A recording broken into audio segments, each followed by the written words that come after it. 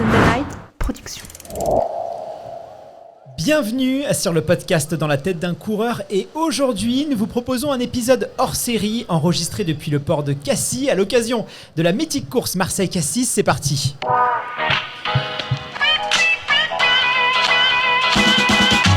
Bienvenue sur le podcast Dans la tête d'un coureur, l'émission de toutes celles et ceux qui aiment courir.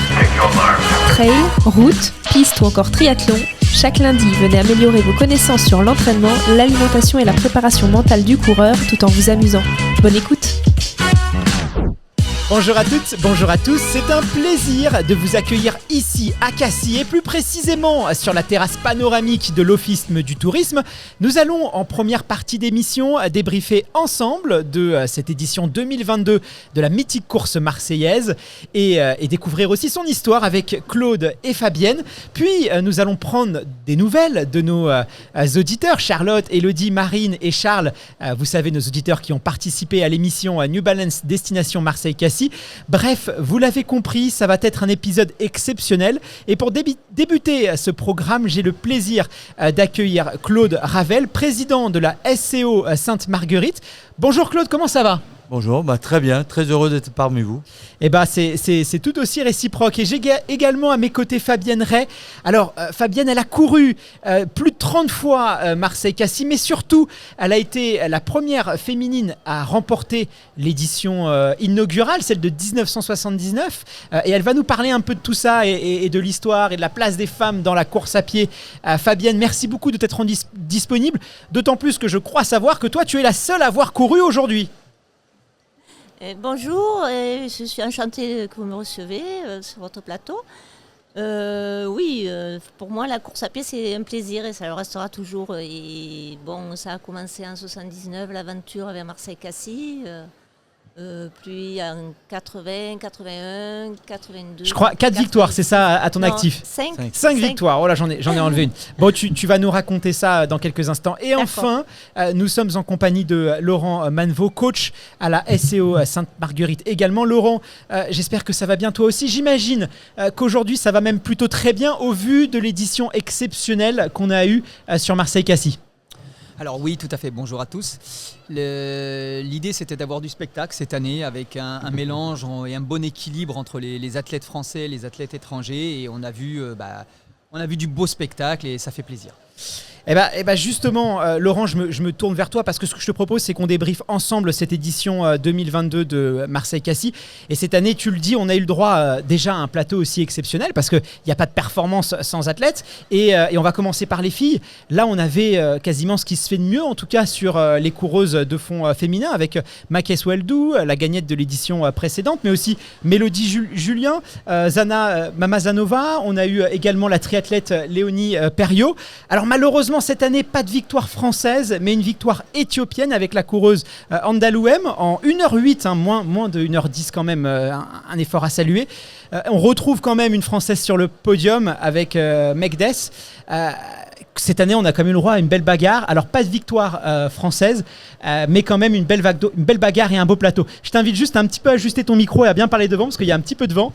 Voilà. Oui, tout à fait. Alors, on va dire que Megdes a été dans le coup toute la course. Dès le premier kilomètre, les deux Éthiopiennes ont pris quelques petites secondes d'avance et en fait, elle n'a jamais réussi franchement à combler ce retard. Donc, elle finit à 13 petites secondes à l'arrivée. Donc, on a un podium qui se joue en 13 secondes chez les filles. 1, 2, 3. C'est pas souvent, donc c'est ce qu'on voulait, que ce soit très serré. Bon, cette année, ça a tourné à l'avantage des Éthiopiennes, mais peut-être l'année prochaine. L'une des problématiques sur la course de Marseille-Cassis, évidemment, avec ses côtes, ses descentes, c'est dès que le trou il est fait, c'est difficile, on ne revient pas. Oui, c'est compliqué parce que si un trou s'est fait dans la montée, dans la descente pour revenir sur le plateau de Carpiane, c'est une longue ligne droite, donc mentalement, c'est pas facile. Et si on n'arrive pas à combler ce trou avant la bascule sur Cassis, c'est très très compliqué. À noter également la performance d'une triathlète. Alors, elle a fait un peu d'infidélité au triathlon pour venir s'essayer justement sur Marseille à Cassis. Elle l'avait dit sur les réseaux sociaux, elle est en forme, elle commençait à retrouver la forme. Je crois qu'elle était dans la région pour un petit stage de vélo. Et là, elle est venue et clairement, elle a aussi impressionné. On l'a senti très solide. Et moi qui l'ai suivie aussi un petit peu sur la moto, elle souriait. On a vu qu'elle a pris beaucoup de plaisir à courir et ça paye aussi prendre du plaisir dans une course qui est aussi technique que Marseille-Cassis. Oui, tout à fait. Alors c'est vrai que les bruits nous disaient qu'elle était en forme. c'était pas du vent, mais très solide. Elle était haute sur ses appuis. Elle a jamais faibli. Elle a fait une course très très régulière et franchement, voilà, elle monte sur le podium français de ce Marseille-Cassis. Je crois qu'elle fait 5 au général, si je ne m'abuse. Ouais, donc, et avec un niveau très relevé parce que derrière on avait un plateau féminin. C'est une place qui vaut cher. Ouais, non, tout à fait. Il y a des Kenyanes derrière elle. Non, Léonie est très très costaud. Je pense qu'elle pourrait renforcer une très belle équipe de cross. Elle a été vice-championne de cross en 2018, donc voilà, c'est ça. Elle sait y faire un peu sur le dénivelé. Ce serait peut-être une bonne traileuse aussi, va savoir. Ouais, va savoir, c'est sûr. Non, là, tu fais une très bonne remarque. Oui, tout à fait. Bon, pas dit que ça l'intéresse, quoique on sait jamais. Alors chez les hommes aussi, un plateau très très relevé pour cette 43e édition avec Nicolas Navarro, Hassan Chadi, Félix Bourg ou encore Abderrazak Sharik. Alors là, je crois qu'on peut dire que Hassan, il a mis tout le monde d'accord aujourd'hui. Il n'y a pas eu photo. Non, franchement, au bout de 10 mètres de course, Hassan s'était mis devant un petit peloton de 6 avec Félix bien à l'abri au milieu. Mais il a fait les 4 premiers kilomètres tout seul avec un passage 2,47 au premier kilo. Impressionnant, surtout au vu de ce parcours, il n'avait pas froid aux yeux. Ouais, parce que c'est quand même faux plat montant légèrement, l'avenue du Prado. Donc 2,47, il passe en 8,46 sur le 3000. Toujours en faux plat montant, il était impressionnant, quoi. Et dès le départ, il a pris les commandes de la course, aller sur les 20 premiers mètres, il allait devant, il a même mis 5-6 mètres aux Éthiopiens et aux Français, quoi. Je pense qu'il était solide, je pense qu'il était très concentré dans sa tête, il savait qu'il était fort et il a fait ce qu'il a voulu aujourd'hui. Peut-être un peu revanchard aussi, on sait que sur les derniers championnats du monde, il a fait une 17e place, on sait avec les talents qu'il a ce garçon, il aurait pu prétendre à beaucoup mieux. Peut-être que là il avait le couteau entre les dents et il avait envie de montrer que oui, il était toujours de la partie. Oui, complètement, et nous la dernière fois qu'il était venu à Marseille-Cassis, il s'était pas régalé non plus. Là, je pense qu'il a peut-être voulu aussi que Félix fasse pas un doublé, va savoir. Voilà. Donc, mais non, vraiment très très costaud. Il est arrivé là, tu vois, on a discuté un petit peu après course, vraiment serein, facile.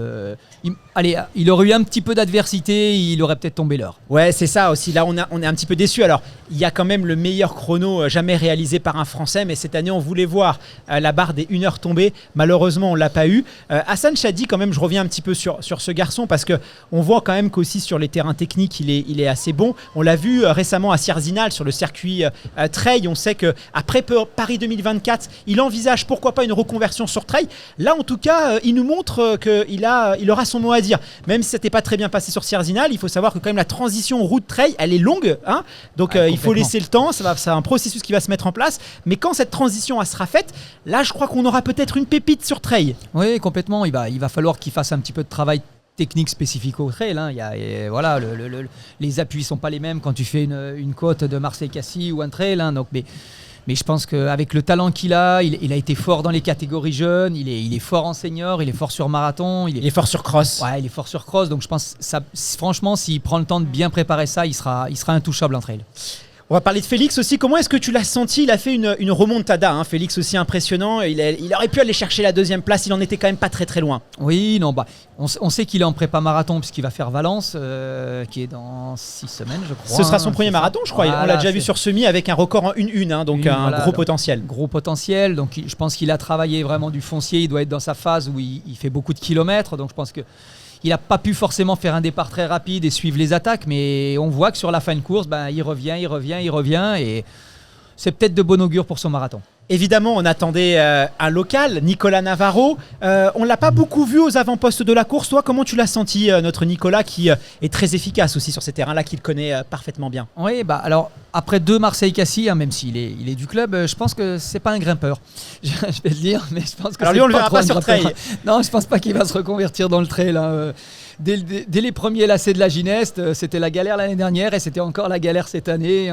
Donc bon, voilà, on sait que c'est un excellent marathonien, 5e aux Europes, mais je pense qu'il lui faut des parcours roulants. Ouais. Bon, si on devait désigner un peu l'homme de la course, là je crois qu'aujourd'hui il n'y a pas débat, c'est Hassan haut la main. Il n'y a pas photo. Hassan au-dessus du lot.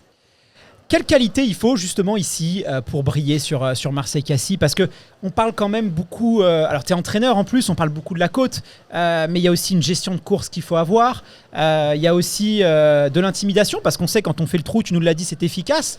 Il y a aussi les descentes qui peuvent être assez traumatisantes pour le corps. Globalement ici, pour bien s'épanouir, quelles sont les qualités biomécaniques, physiques, mentales aussi qu'il faut développer ici ? Ouais, alors Marseille-Cassis, c'est vrai que c'est une course à part parce qu'on a, on a cette première partie montante où il faut savoir, je dirais, varier sa foulée. Voilà, passer sur des plus courtes foulées, des petits appuis, pas essayer de la monter en force parce que finalement elle est longue. Elle est longue cette côte et si tu passes en puissance avec des grandes foulées, tu vas être cuit en haut. Et le problème, c'est que si tu entames trop ton potentiel sur la montée, pour descendre, comme j'ai vu Hassan, je l'ai chronométré sur un kilo dans la descente, il devait être à 2,32, 2,33. Pour descendre à cette allure, il faut que tu aies encore des câbles. Ils étaient à 23 km/h, on a vu sur la moto, c'était impressionnant. C'était impressionnant. Donc, pour arriver à descendre à une telle vitesse, il faut que tes muscles continuent à résister sur le travail excentrique. Et pour ça, il ne faut pas que tu aies trop bûché dans la montée. C'est vraiment un bon équilibre à trouver. C'est pas évident. Et toi, en tant qu'entraîneur, est-ce que c'est une... Alors, tu le dis, il faut des qualités biomécaniques.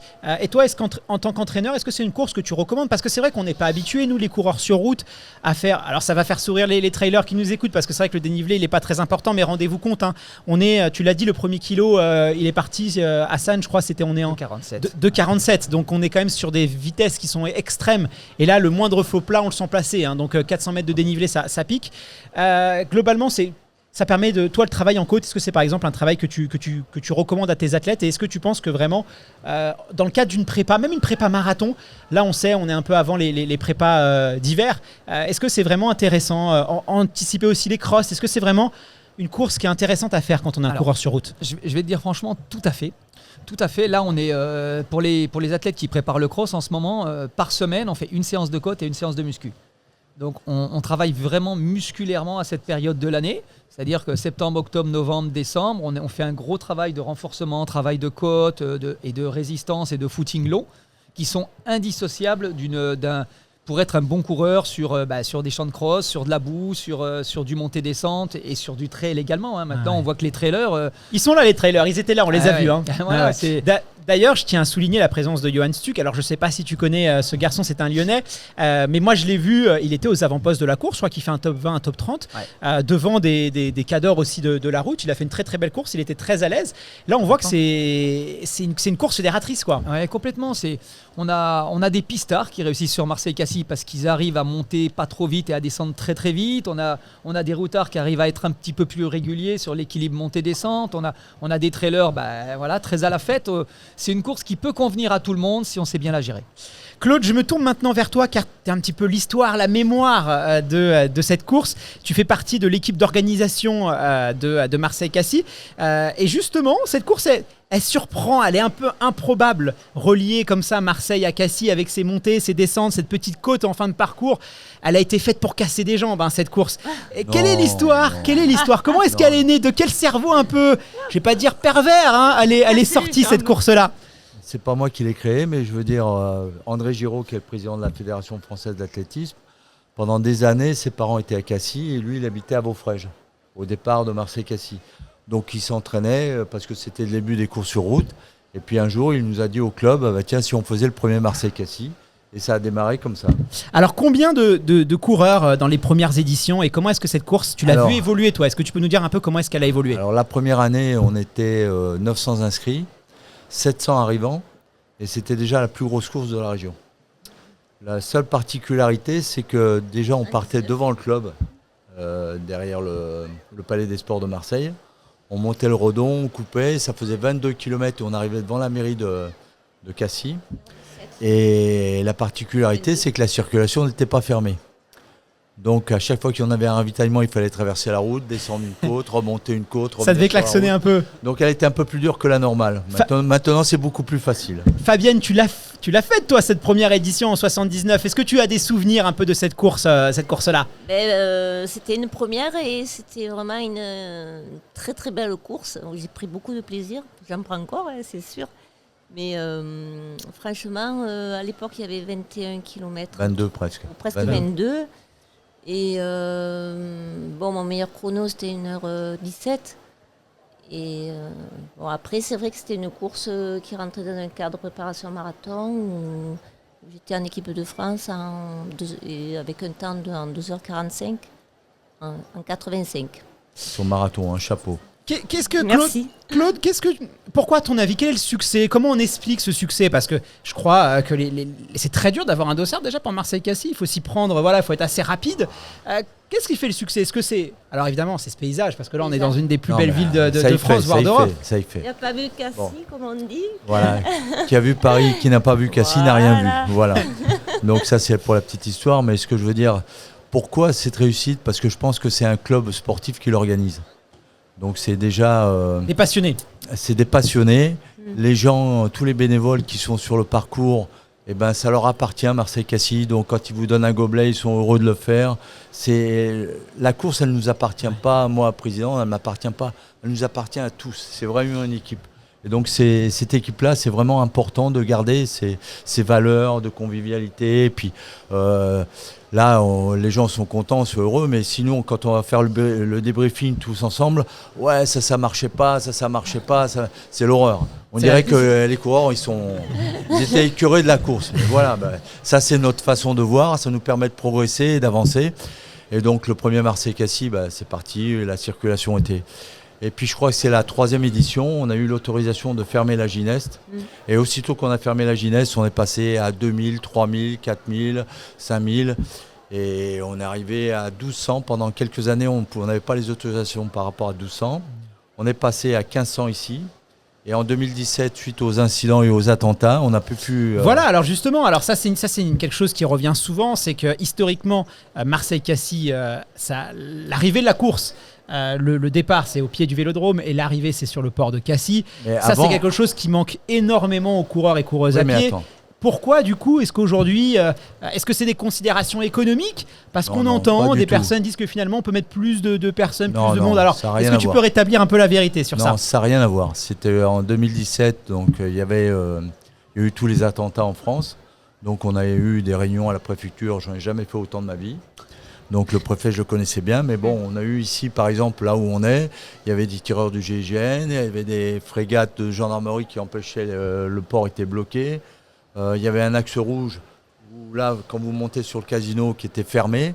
Et donc la plage était fermée aussi. Tous les coureurs arrivaient là. Tout le monde étouffait. Et donc il y a eu la gendarmerie qui a dit à la maire de Cassis, qui est quand même... c'est elle qui donne les autorisations sur sa ville. C'est elle qui a l'autorisation. Elle a dit on ne peut plus arriver sur le port s'il arrive un accident ou tout.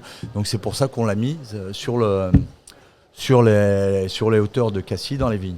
Mais je veux dire, à l'origine, quand même, on arrivait sur la première année sur la mairie. Les autres années, on montait la côte du casino. Et après, on tournait sur la droite. Il y a eu un mur comme ça. Et on rentrait sur le stade de football. Et là, je peux vous dire que c'était... La côte, elle est peut-être dure, mais là, elle est calme quand on vient de faire toute la descente, qu'on arrive ici, qu'il faut remonter comme ça. C'était très difficile. Pardon, je te coupe. Il y avait aussi la côte des pompiers. Oui, mais c'était une petite cassure. Oui. Mais voilà. Mais il n'y a aucun problème économique là-dessus. Hein. C'est simplement les. Alors c'est sûr que de faire. Alors il y a quand même beaucoup de monde. C'est vrai que. Ça nous a permis de monter. C'est une course qui s'est beaucoup développée. C'est une course aujourd'hui qui est. Je crois qu'il y a plus de 20 000 personnes. Et c'est vrai que ça peut créer des embouteillages. Ça peut gêner un peu l'expérience de course de certains coureurs. Vous, est-ce que vous avez conscience un peu de ces réclamations des coureurs? Est-ce que quand même il y a peut-être des solutions dans les années à venir au niveau des sas? Est-ce que le confort va s'améliorer? Déjà, maintenant, on fait des sas de départ. Donc, il y a ceux qui font moins d'1h30, moins d'1h45, moins de 2 heures. Et après, il y a les autres coureurs après qui ont certainement plus de mérite que de terminer les premiers parce que c'est beaucoup plus dur pour eux. Et je veux dire, cette année, on a fait des sas et toutes les 5 minutes, on partait. C'est vrai qu'on s'est aperçu, moi, à l'arrivée, que ça bouchonnait un petit moment. On se pose des questions déjà, si on passait à 7 minutes peut-être entre chaque départ, peut-être les gens seraient plus étalés, ça ferait moins de monde et tout. Mais quand on regarde vers la fin de la course, nous on est descendu à pied avec Fabienne, tranquillement. Une fois que la course est terminée, il n'y a pas de cohue, rien. Avant ici, tout se passait là. Les secours étaient là, tout était regroupé là. Il faut se remettre sur où il y a la pétanque là. C'était là les secours, les pompiers, toute la sécurité. Donc tout était ici. Donc 15 000 personnes qui arrivaient ici avant les Vigipirates, ça se passait bien. Mais après, quand on nous met des contraintes sécuritaires pour la sécurité de tout le monde, et c'est bien. Mais on ne peut plus faire une course comme ça. Donc c'est vrai qu'après, on a pu augmenter le nombre parce que c'est plus facile à avoir 20 000 personnes en haut que Bien sûr, 20 000 ici, c'est impossible. Mais c'est pas un problème économique, hein. bien sûr, bien Parce sûr. que je veux dire, c'est tellement dur à organiser. Je vous dis pas les passages qu'il faut faire, des axes rouges derrière en haut vers les vignes, c'est compliqué. Après, à l'arrivée, vous avez vu ceux qui ont couru, vous avez votre médaille, vous avez les ravitaillements. C'est quand même serré. Et c'est vrai que la course, elle est un peu plus dure qu'avant. Parce que quand vous arrivez sur le rond-point en bas, vous remontez sur Carnoux. Et après, quand vous arrivez sur la gare, c'est une côte Là. qui est un petit peu vallonnée, comme ça, qui est jusqu'à la gare. Et je pense que ça casse un peu les jambes. Moi, je l'ai couru au siècle dernier, donc je m'en souviens plus. Hein, de ça, voilà. Mais je veux dire, bon, voilà, donc c'est pas économiquement, c'est par mesure de sécurité pour le bien-être de tous les coureurs. Et nous, ce qui compte, c'est que tous les coureurs se fassent plaisir, qu'ils arrivent à Cassis en bonne santé, surtout, c'est la priorité. Parce que je veux dire, bon, l'élite, c'est facile, mais après, bon, les gens ont des petits malaises, des petits trucs. Donc, c'est important pour nous que tout le monde soit en vie et qu'on puisse repartir d'une autre édition. Donc je ne vous dirai pas les débriefings, mais ça sera amélioré l'année prochaine. Bon bah super, super. Fabienne, je me tourne encore une fois vers toi. Alors je l'ai dit en introduction, tu es la première féminine qui a gagné Marseille-Cassis.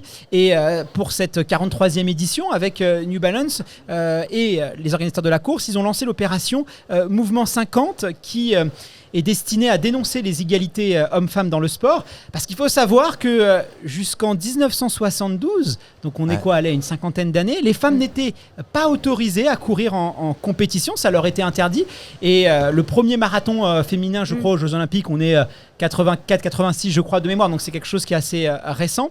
Et encore aujourd'hui, les discriminations persistent dans Saint-Arsport entre les hommes et les femmes. Fabienne, toi, tu fais partie un peu des précurseurs, celles qui ont commencé à courir dans les années 70. D'ailleurs, comment est-ce que tu as connu la course à pied ? Parce que j'imagine qu'il ne devait pas avoir beaucoup de femmes quand même à cette époque qui couraient. Comment est-ce que tu as atterri dans ce monde-là ? En fait, je faisais de la gym sportive et en déménageant sur Aubagne, il n'y avait plus de club de gym et par hasard, je me suis mis sur un cross, le cross des Châtaignes à Aubagne.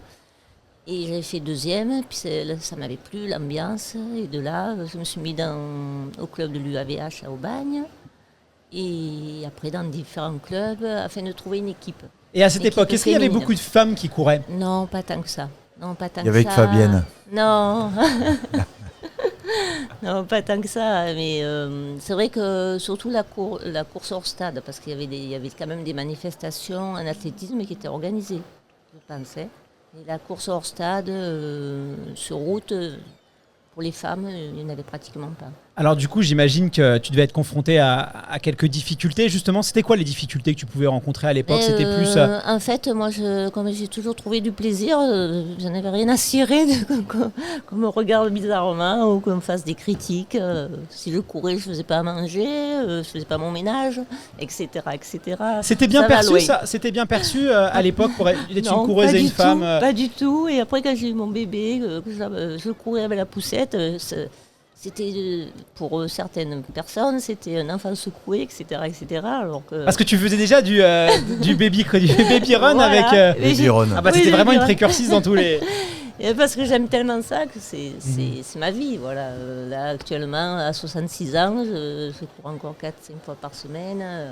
Aujourd'hui, j'ai fait un chrono loin, c'est sûr, j'ai fait 1h58, mais c'est pas grave. Et du coup, tu étais... C'est toujours du plaisir. Du coup, tu étais aussi marathonienne. On Oui. sait que le marathon, souvent, même les médecins déconseillaient aux femmes de courir le marathon, prétextant qu'elles n'en avaient pas les capacités physiques. Toi, tu n'as jamais douté ? Non, je n'ai jamais douté parce que je pense que la femme est naturellement endurante. Donc, c'est pour ça que l'accès à la course sur route aux femmes est vraiment... c'est une évidence, c'est obligé que on soit arrivé là, à avoir beaucoup plus de femmes qui trouvent leur liberté, leur bien-être. C'est énorme. Justement, Laurent, c'est vrai que les femmes sont, on dirait qu'elles sont privilégiées. On l'a vu récemment, même sur le trail à la Diagonale des Fous. On a vu Courtney de Walter qui était presque au podium. Plus on allonge la distance, on sait que les records masculins et féminins, là où il y a le moins de différence, c'est entre c'est les marathons. C'est là où c'est assez court. Et là, on voit que la première féminine, elle arrive quelques minutes seulement derrière les garçons. Surtout quand il y a des dimensions un peu mentales. J'ai l'impression que dès que le mental rentre en jeu, il y a aussi une petite supériorité par rapport à ça. Comment est-ce qu'on l'explique d'ailleurs ? Est-ce que c'est plutôt au niveau énergétique ? parce qu'on sait, voilà, la femme peut porter un enfant, donc elle va gérer un peu les ressources énergétiques différemment. Comment est-ce que toi tu vois les choses? Non, c'est vrai qu'avec l'expérience, puis on voit même les perfs sur 100 km maintenant. Floriane, qui est de la région, la compagne de Nicolas Navarro, elle a fait un temps au championnat du monde de 100 km qui est tout proche des meilleurs temps hommes d'il y a quelques années, quoi. C'est impressionnant. Non, la femme est plus endurante, comme tu l'as dit. Elle a un mental sur des épreuves, je dirais, où ça joue très longtemps, encore d'endurance, j'aime répéter, mais qui sont impressionnantes. Après, alors certains l'expliquent parce qu'il y a la masse graisseuse, elles savent mieux utiliser les réserves énergétiques en lipides, en choses comme ça, mais je pense que mentalement, pour voir des athlètes depuis plus de 20 ans à l'entraînement, oui. Je vais dire, mentalement, les femmes sont impressionnantes dans la douleur. Volonté. Ouais, elles ont une volonté impressionnante. Ouais, c'est assez impressionnant. Justement, Fabienne, alors en 79, tu gagnes la course. Je crois que c'est... alors tu me dis si je me trompe, mais je crois que c'est 1h34 si mes informations sont bonnes. 1h34, on est déjà sur un chrono assez rapide. Donc on se remet dans le contexte de l'époque. On est en 1979. Il y a beaucoup de personnes qui pensent encore que le sport, c'est pas vraiment fait pour les femmes. Toi, tu vas vite, tu dois doubler certains hommes. Comment est-ce qu'ils réagissent à cette époque-là? Ils doivent un peu être... il y a un peu d'ego qui doit être un peu dur, non? Et certains ne supportent pas. C'est vrai, d'autres aiment bien rester derrière aussi. On ne sait pas pourquoi. Mais bon, quand même... il y a quand même eu une évolution aussi du côté des hommes qui acceptent que tout soit partagé et que ça devienne ouvert et que chacun ait un accès à une liberté de son corps et de faire ce qu'on a envie de son corps. Alors toi, tu as participé au mouvement 50, c'est ça? Est-ce que tu peux nous en dire un petit peu plus sur quel était le but, comment ça s'est passé et comment est-ce que vous vous êtes retrouvés? Et en fait, j'étais contactée par Mélanie qui m'a proposé cette cause qui vraiment me touche aussi, qui vraiment m'importe. Vraiment, et donc, ça m'a plu. J'ai dit oui, il n'y a pas de souci. Je suis entièrement d'accord pour aller dans cette cause. Donc c'était 50 femmes, c'est ça? Vous êtes partis 50 secondes après le départ pour rappeler qu'il y a 50 ans, vous n'aviez tout simplement pas le droit de participer aux compétitions sportives. Voilà, oui. Donc c'est une belle aventure aussi pour faire voir que c'est pas rien, quoi. Claude, est-ce qu'il y a la parité sur Marseille-Cassis aujourd'hui? Est-ce que vous veillez quand même à ce que les femmes soient bien représentées? Parce que j'ai vu quand même beaucoup d'hommes moi, sur la course. Oui, non, mais les femmes, elles nous rattrapent, parce que je crois qu'il y a maintenant à peu près 36% des femmes 36, sur 20 000 personnes, donc ça arrive. Il y a de plus en plus de femmes qui font Marseille-Cassis, puis on le voit bien. D'ailleurs, hier, je faisais une remarque quand j'étais au retrait des dossards, pour la petite histoire. Donc j'étais avec les bénévoles qui remettaient, et les femmes qui remettaient les dossards, elles me disent « Bon, les hommes, quand ils arrivent, je voudrais un L, je voudrais un M, et je croyais que ça me va et tout. » Les femmes arrivent avec le sourire « Bonjour, je pourrais avoir un XS, un S et tout. » C'est beaucoup plus sourire, plus gentil et tout. Les hommes, on est un peu rudes. Donc les femmes, on est content de les avoir. Ça donne un peu de souplesse, douceur et de souplesse. Voilà. C'est très bien, moi, je trouve.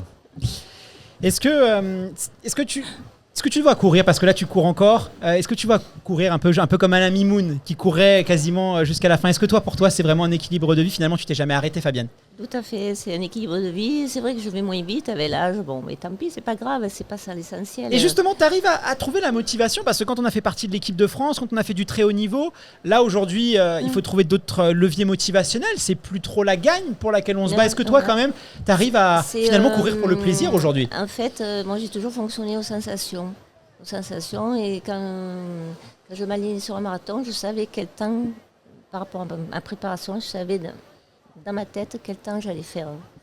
Je m'étais dit 2,47, je vais faire 2,47, et j'avais fait 2,47. Et là aujourd'hui, je sais où j'en suis, je fractionne moins, je fais je cours beaucoup en colline. Et un peu de trail maintenant, je crois, Fabienne. Tu t'es essayé sur trail, tu as fait un peu la migration. Oui, aussi. Et donc, t'as fait des ultras partir, non, pas encore. J'aime pas trop long, non. 3 heures, ça va. Sur quel trail on a pu Trail de la Sainte-Victoire, 49 km, 2500 mètres de dénivelé, j'avais fait 5e fille. Après, tous les trails de la Sainte-Baume, je participe chaque année. Voilà. Et donc je disais qu'aujourd'hui je savais que j'allais faire autour de 2 heures parce que dans la tête on sait, en tant qu'athlète, quand ça fait 48 ans que je cours, on sait où on en est, dans la tête et dans le corps. Voilà. En tout cas, bravo pour cette longévité parce que c'est impressionnant. Et puis de trouver la motivation, de réussir à remettre le plaisir au sang. Je trouve que c'est vraiment quelque chose de c'est le plaisir, top. C'est le plaisir qui importe. Et puis Marseille-Cassis, c'est un pèlerinage de plaisir et mythique pour moi. J'imagine. Alors, on était, je crois, la 43e édition, bientôt la 44e. Est-ce que vous nous réservez encore des surprises? Parce que cette course, elle est quand même incroyable. Oui, mais on ne peut pas dévoiler maintenant les surprises de 2024 ou 2023. Surtout pas. Hein, on les garde pour nous. Non, mais je veux dire, tous les ans, on essaie toujours d'améliorer tout ce que l'on fait, même aussi au niveau recyclage. Cette année, par exemple, on a été... avec le fonds de dotation Pur Océan. Donc c'est une fondation qui permet d'avoir des financements pour aider des projets pour sauvegarder la biodiversité marine. Donc on a cette année aussi on a eu les sacs vestiaires qui ont été échangés. C'était plus du plastique en totalité. Il y avait presque la moitié, c'était des algues de la Méditerranée mélangées qui ont fait des sacs. Donc, par exemple aussi, tout ce qu'on améliore aussi sur la médaille propreté. Aussi, je crois, Je vais terminer avec la médaille après, mais je veux dire aussi toute la propreté, parce que les gens qui vont partir ici vers 16h, 17h tranquillement, s'ils refont le même parcours, ils ne vont pas retrouver de déchets, ça sera été ramassé, ça sera propre. Et pendant 2 jours, une association va passer pour continuer à nettoyer. Donc, il y a beaucoup de choses qu'on a fait là-dessus qui sont très importantes. Et pour terminer pour la médaille, c'est une médaille en bois. Donc elle n'est pas en fer, donc voilà. Et cette année, il y a une pastille où il y a des petites graines qui permettent de replanter des arbres à l'arrivée. Donc je dis bien pour replanter, c'est pas fumer, hein, surtout. Hein. D'accord ? Bon, bien pour... ne vous trompez pas, hein, bien pour planter. Donc il y a beaucoup de choses qui se font et puis je pense que l'année prochaine, on aura encore d'autres projets. Je vois Mélanie qui vient d'arriver d'ailleurs, je pense que... Comme elle a beaucoup d'idées, donc Marseille-Cassis, on peut lui rendre hommage aussi, avec Christine, Manon, Laurent, tout ça. Il y a beaucoup d'idées au niveau du club, c'est eux qui font l'organisation, beaucoup de choses, et donc je tiens à les remercier ici publiquement. Alors on va accueillir dans quelques instants nos auditeurs qui vont nous partager le témoignage, mais moi aussi je tenais à vous féliciter toutes et toutes, parce que c'est une organisation très très bien rodée. On se faisait la réflexion ce matin avec pas mal de médias, de journalistes, et vraiment on a trouvé cette course très très bien organisée, donc bravo, parce que ça ne doit pas être très simple. Je pense d'ailleurs qu'on peut les applaudir, parce que vous avez fait vraiment un travail extraordinaire. Et puis quel plaisir à suivre. Moi je connaissais pas, c'était la première fois que je suivais cette course. Elle est retransmise je crois sur France 3 Région PACA, mais ils ont dû là c'est un spectacle, c'est vraiment c'est incroyable à suivre. J'ai pris énormément de plaisir et je pense que c'est mieux que le Tour de France. C'est mieux que le Tour de France. Ah, c'est aussi bien. Mais il y a un peu l'ambiance sur l'école et tout, on retrouve cette ambiance là, et je pense que c'est ce qui plaît. Voilà. Je pense que c'est ce qui plaît. Donc merci encore à vous trois. Je vous laisse parce que je sais que j'ai encore beaucoup de choses à faire, et puis je vous propose qu'on accueille nos auditeurs. Merci encore, on peut les applaudir. Merci. Je vous propose maintenant d'accueillir nos auditeurs et auditrices qui ont participé déjà à cette magnifique course qui est Marseille-Cassis, mais aussi à notre nouvelle émission, le programme que vous avez pu découvrir tout au long du mois d'octobre, New Balance Destination Marseille-Cassis, Charlotte, Élodie, Marine et Charles. Alors pour vous rappeler un peu le contexte, cet été, on a interrogé nos auditeurs pour savoir quelles étaient les difficultés qu'ils rencontraient dans leur quotidien, qui les empêchaient un peu, alors soit de prendre du plaisir, soit aussi de performer dans le running. Vous avez été très nombreux et nombreuses à nous écrire pour nous parler un peu de vos problèmes que vous avez. Et on a sélectionné 4 auditeurs. On a Élodie. Alors Élodie, je me tourne vers toi. Je vais présenter chacun et chacune d'entre vous. Mais Élodie, je crois que tu dois partir dans pas longtemps. Élodie, comment ça va ? Est-ce que c'était ta première fois sur Marseille-Cassis ou tu connaissais un petit peu déjà le parcours ? Alors déjà, merci pour l'invitation dans ce cadre sublime où on est là, près de la plage. Alors non, c'était pas mon premier Marseille-Cassis. J'en avais déjà fait plusieurs. Mais c'était le premier avec l'entraînement du super coach Gwen et ses conseils. Et du coup, qu'est-ce que tu en as pensé ? Est-ce que c'est si dur que ça ?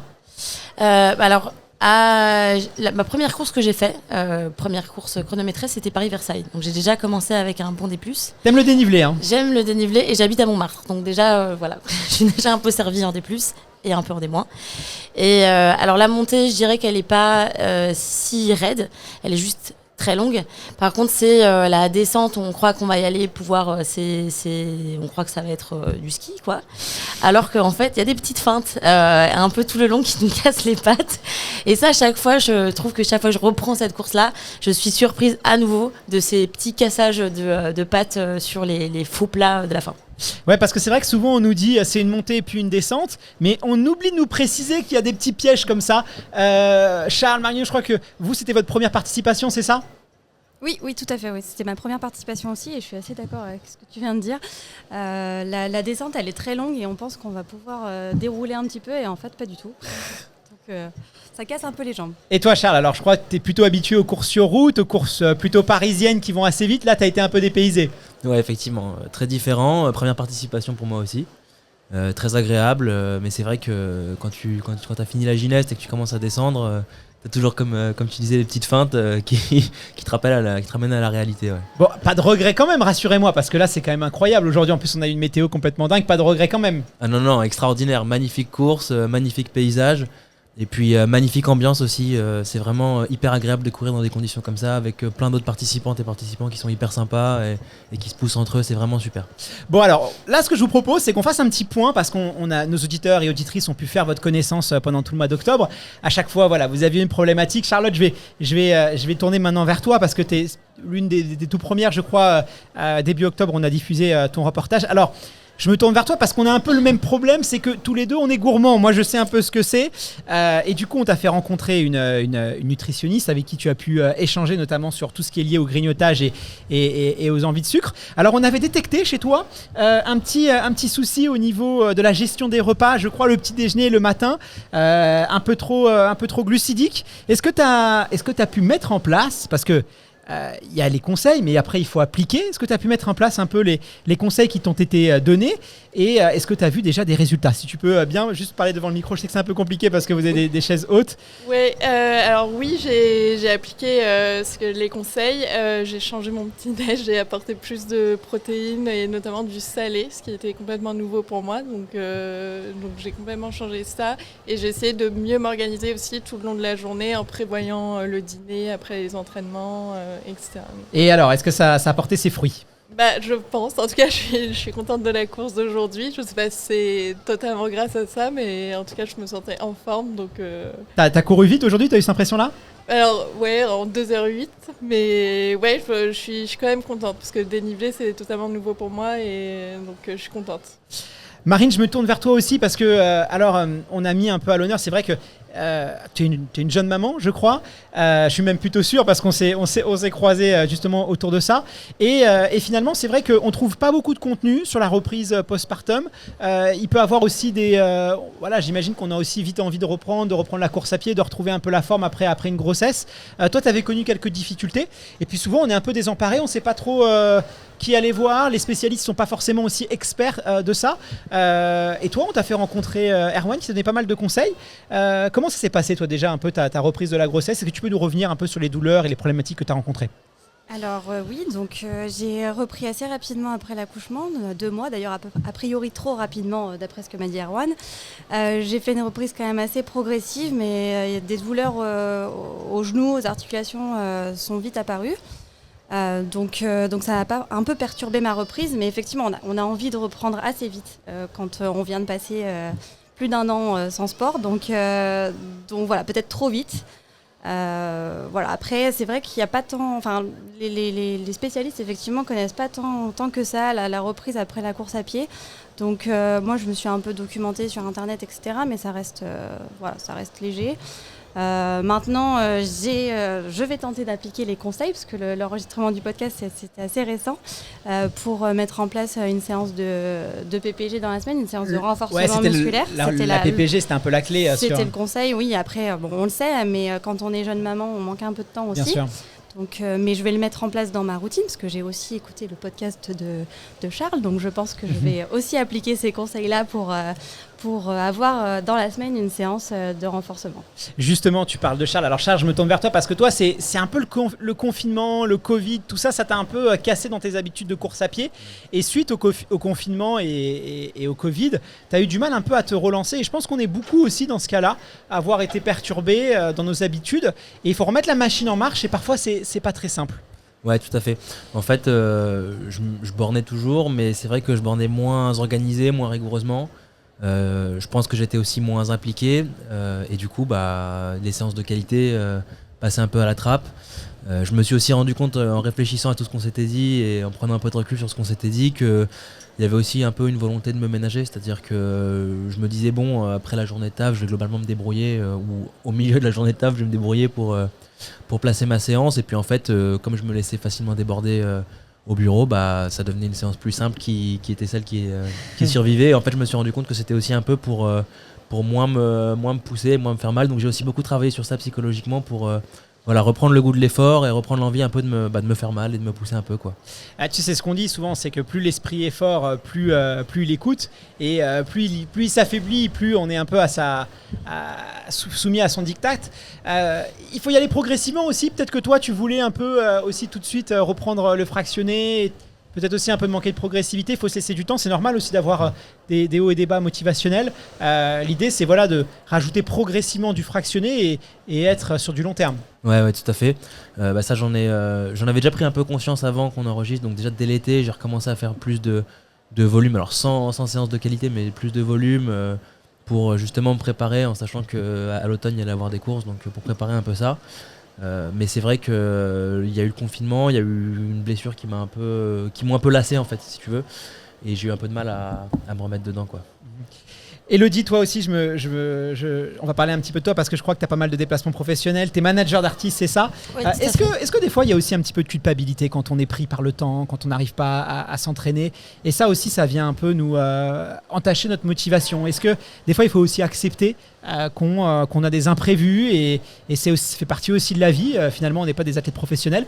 Après, évidemment, il faut se remettre en selle. Mais est-ce qu'il ne faut pas non plus faire attention avec ce sentiment de culpabilité finalement qui va aussi nous freiner? Oui, mais complètement, mais c'est d'ailleurs ce dont il y avait une phrase qui m'avait marqué quand on avait eu la discussion avec Gwen, c'est qu'il disait que c'était pas à moi de m'adapter à mon programme, mais que je devais adapter mon programme à ma vie en fait. Et c'est vrai que ça a fait un déclic et j'ai continué à avoir des déplacements jusqu'à la course. Et plutôt que de me dire mince, j'ai raté ma sortie, c'est nul, je vais pas pouvoir la rattraper, ou alors je la rattrape le jour d'après, de me dire c'est pas grave, je vais faire un peu d'entraînement, je vais me faire un peu de PPG dans ma chambre d'hôtel. C'est pas grave si je rate la sortie là, et puis je ferai une autre sortie, quoi. Mais en tout cas, moi gérer mon emploi du temps par rapport à ma fast life, de gérer mes sorties plutôt que me dire j'ai mon petit programme là où il faut que tout rentre dans les cases. Et ça m'a permis mentalement aussi, même là aujourd'hui je m'attendais pas à faire le chrono que j'ai fait aujourd'hui, du coup d'être plus libre aussi mentalement quand je vais courir. C'est le lâcher prise aussi. Marine, je me tourne vers toi. Ça change. Est-ce que ça a changé ta vie de coureuse, d'athlète, d'être une jeune maman? Est-ce qu'il y a aussi une organisation différente globalement? Comment est-ce que tu as vécu la chose? Alors oui, ça change beaucoup la vie. Ça, c'est pas nouveau. Et ça change la vie de coureuse parce qu'on a beaucoup moins le temps d'aller courir. Le soir, on essaie quand même d'être auprès de sa fille pour profiter un peu d'elle. Donc on a moins le temps de faire des séances. Moi j'essaie de les caler entre midi et 2 pour justement être présente le soir aussi pour elle. Mais oui, ça change. On n'a plus le temps. On tombe aussi malade qu'elle en fait aussi souvent aussi. Donc ça à prendre en compte. Ça je le savais pas. Donc je fais ce que je peux en fait. C'est vrai que je connais ce sentiment parfois de culpabilité de me dire j'ai pas été courir, mais je fais au mieux. Et tout à l'heure, on a reçu Fabienne qui nous expliquait qu'elle partait courir alors dans les années fin des années 70, début des années 80 avec la poussette, qui n'était pas forcément aussi les poussettes qu'on a aujourd'hui. Toi, est-ce que c'est des choses que tu connais et que tu essaies de mettre en place? Oui, j'ai une poussette adaptée pour courir, donc je le fais aussi avec elle. Donc, d'ailleurs, je pense qu'on va faire une prochaine course tous les trois avec la poussette. Donc, ça, j'ai hâte de voir ça parce que à mon avis, c'est des belles images et puis ça doit faire aussi des super souvenirs. Tu as participé, toi, au mouvement 50, Elodie? Complètement. J'imagine que vous avez aussi été un petit peu touché par le parcours de Fabienne, c'est quand même assez incroyable. Il faut se remettre encore dans le contexte. Déjà à l'époque, courir, même quand on était un homme, c'était pas très très bien vu. Alors j'imagine aussi quand on est une femme, on se rend pas compte aussi 50 ans comme ça que finalement les femmes sont autorisées à courir en compétition. 50 ans, c'est même pas la vie d'un homme, quoi. Non, c'est clair, c'est pareil quand on m'a contacté, qu'on m'a dit 50 ans, je réalisais pas que c'était si peu de temps entre guillemets, dans le sens où j'ai une famille, mon père et mon grand-père ont toujours fait de la course à pied et ma mère me dit c'est vrai que quand tu courais, je m'étais pas rendu compte qu'il n'y avait pas forcément beaucoup de femmes et qu'au fur et à mesure des courses ça emplit, mais c'est vrai que c'est des parcours incroyables et je les remercie beaucoup d'avoir ouvert la voie sur pas mal de choses qui fait qu'aujourd'hui je trouve que hommes et femmes en tout cas font beaucoup d'efforts pour le fait qu'il n'y ait justement pas d'efforts à faire entre guillemets et que ça soit accepté par tout le monde aussi bien dans le mode de vie de tous les jours qu'en compétition. Bon en tout cas je tiens une nouvelle fois à vous féliciter tous les quatre. J'espère qu'on vous aura été quand même d'une utilité. En tout cas on va suivre vos parcours et on donnera des nouvelles de vous à nos auditeurs puisqu'ils ont été nombreux aussi à nous écrire. Bonne récupération, j'espère. Est-ce que ça vous a donné envie de revenir, tiens ? Ah ouais, vachement. Vous conseillez à nos auditeurs de venir faire cette course ? Oui, tout à fait. C'est magnifique en plus. De marcher jusqu'à la plage. C'est quoi le moment préféré ? Le départ au pied du vélodrome ? Peut-être ceux qui aiment le foot ? Ou c'est arrivé, le col de la Gineste ? Qu'est-ce qui vous a plus plu d'ailleurs ? Tout le panorama après la Gineste, peut-être même après le 15e, où c'est plus facile, où ça commence à vraiment descendre, et où tu vois la mer, et où tu sais que globalement tu es plutôt dans le final, donc une fois que tu es là, ça devrait aller. Donc tu peux te relâcher un peu mentalement et voir le beau panorama, c'est hyper beau. Alors les Marseillais aiment bien rappeler que cette course fait partie des 50 plus belles courses du monde. Est-ce que vous êtes d'accord avec ça ? Est-ce que tout au moins, on nous dit la première dans le public, est-ce que vous pensez que c'est l'une des plus belles ? Oui, je pense que c'est l'une des plus belles. Hein. Moi, j'ai préféré la montée quand on se retourne, qu'on voit toutes les personnes qui participent. C'est magnifique avec tous ces t-shirts jaunes. C'est très très beau. En plus, on a eu un temps magnifique aujourd'hui. On a eu beaucoup de chance, donc je pense que c'est vrai. Bon écoute, merci à vous quatre, Charlotte, Elodie, Marine, Charles. Merci encore d'avoir participé à l'émission et puis on compte sur vous aussi pour continuer sur vous voir sur les courses. N'hésitez pas à nous donner des nouvelles. Je tiens également à remercier les équipes de New Balance France et notamment Claire et Martin. Un grand merci également à l'Office du tourisme de Cassis pour la mise à disposition de ce lieu incroyable et bien sûr à toute l'organisation de Marseille-Cassis, notamment Mélanie Usan et bien sûr André Giroux, le président et créateur de cette course.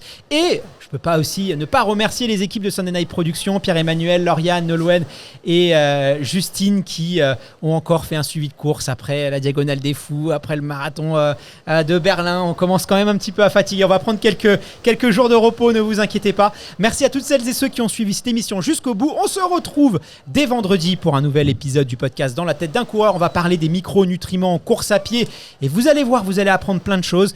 Bonne semaine et à très vite.